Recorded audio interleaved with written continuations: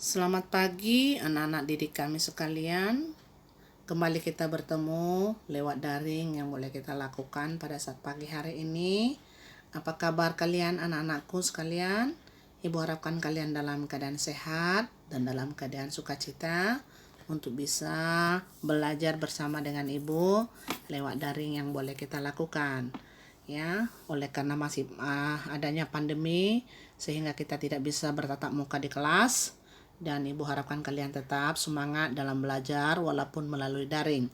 Nah, pada minggu-minggu yang lalu atau pada pertemuan yang lalu bahwa kita sudah membahas mengenai logika. Masih ingatkah anak-anak kami apa yang sudah kita bahas mengenai logika? Ya, jadi manusia adalah makhluk paling mulia sebab dianugerahi berbagai kelebihan yang tidak diberikan kepada semua makhluk selain manusia. Nah, itu. Jadi makanya manusia itu diberikan akal pikiran sehingga dapat memilih hal yang benar dan yang bermanfaat. Nah, itulah logika, ya. Masih ingat ya? Kemudian pada saat pagi hari ini, Ibu akan menyampaikan materi untuk kelanjutan materi kita pada minggu-minggu yang lalu atau pada pertemuan yang lalu, yaitu mengenai algoritma dan juga kita belajar mengenai bagan alir, ya. Nah, di sini Ibu sudah buat bahwa algoritma itu apa kira-kira itu apa itu algoritma. Setelah mempelajari logika yang terkait tentang bagaimana manusia berpikir dengan benar, selanjutnya akan membahas tentang bagaimana cara menyelesaikan yang baik. Untuk mendapatkan cara penyelesaian yang baik, dibutuhkan strategi atau langkah-langkah yang sistematis agar dapat memecahkan masalah dengan cara baik. Ya. Nah, contohnya di sini ya ada ibu buat bahwa Dina adalah seorang siswa SMK kelas 10. Setiap hari dia pergi ke sekolah setelah melakukan sarapan. Pada suatu hari, ketika Dina akan sarapan, yang tersedia hanya nasi tanpa sayur dan lauk. Kemudian terpikir oleh Dina untuk membuat tumis toge tempe dengan langkah-langkah sebagai berikut. Nah, itulah algoritmanya. Jadi ada nanti prosedur yang harus dilakukan oleh Dina nanti atau langkah-langkah yang harus dilakukan oleh Dina sehingga Dina nanti bisa makan sayur atau tumis toge tempe, ya. Nah, itulah. Kita lihat langkah-langkahnya ya, anak-anak kami sekalian. Siapkan toge, tempe, cabai, bawang merah, bawang putih, lengkuas, dan bahan lain yang diperlukan. Itu yang pertama. Yang kedua, iris bawang merah, bawang putih, cabai, dan lengkuas. Nah, yang ketiga yang dilakukan oleh Dina apa? Panaskan minyak dan masukkan semua irisan bahan. Goreng tempe sebentar. Dan kemudian tambahkan toge, kecap manis, garam, dan sedikit air. Aduk hingga semua bumbu meresap. Kemudian cicipi rasanya, jika terdapat rasa yang kurang, tambahkan bumbu lain secukupnya. Toge tumis siap dihidangkan. Artinya itulah langkah-langkah yang dilakukan oleh Dina, ya. Yang dilakukan oleh Dina supaya penyelesaian masalah menggunakan algoritma itulah contohnya, seperti itu maksudnya. Jadi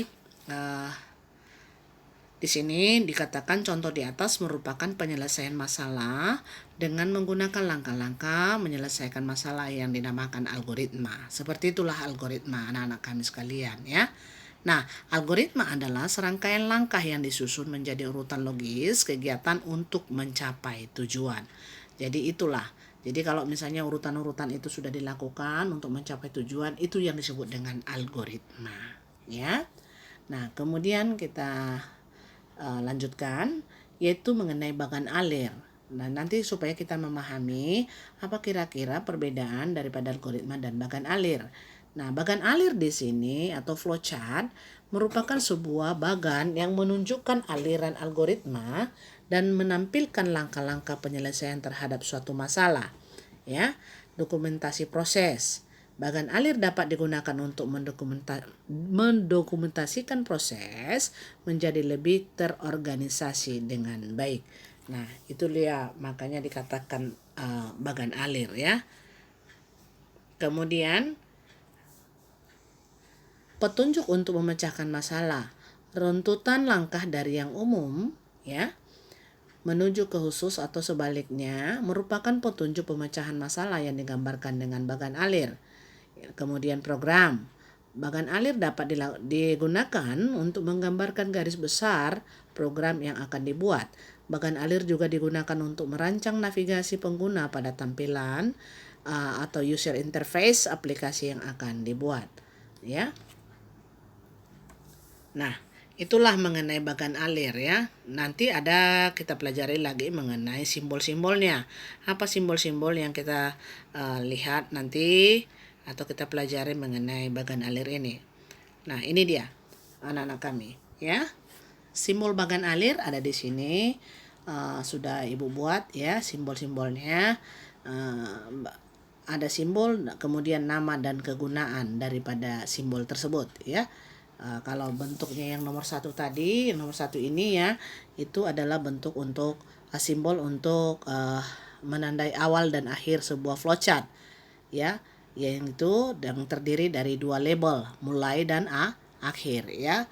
Dan kemudian ada simbol proses, ada simbol keputusan ya. Lihat yang sebelah kiri ya nak, simbolnya keterangannya di sebelah kanan. Ya, kemudian ada simbol subproses, dokumen, data, pangkalan data, tampilan ya. Kemudian kartu, penunjuk alir atau flow direction, pemasukan manual, operasi manual, kemudian persiapan. Nah, itu semua adalah merupakan simbol daripada bagan alir ya. Nah, ya nampak ya di sini ya tadi ya. Subproses, dokumen, data, pangkalan data, tampilan ya. Kemudian ada kartu. Kemudian penunjuk alir tadi Ibu katakan ya. Masukan manual, operasi manual, persiapan dan lain sebagainya. Dan yang terakhir, ada lagi Ibu buat di sini yaitu simbol konektor ya, yaitu on page dan off page. Dan yang terakhir adalah simbol anotasi. Nah, jadi ini semua adalah simbol-simbol bagan alir ya, dan kami harapkan kepada anak kami sekalian supaya video pembelajaran ini bisa dibuka dan dipelajari ya secara perlahan-lahan, karena kalian masih kelas 10 mungkin masih terlalu belum langsung bisa mengerti dan memahami, tapi Ibu yakin kalian bisa akan belajar pelan-pelan, dan Ibu harapkan kalian akan mencatat kembali daripada video pembelajaran ini di buku catatan kalian, dan kalian gambarkan simbol-simbolnya juga supaya kalian bisa lebih paham. Kalau nanti ada yang mungkin kurang paham, nanti kita akan boleh diskusi di kolom diskusi lewat e-learning ini.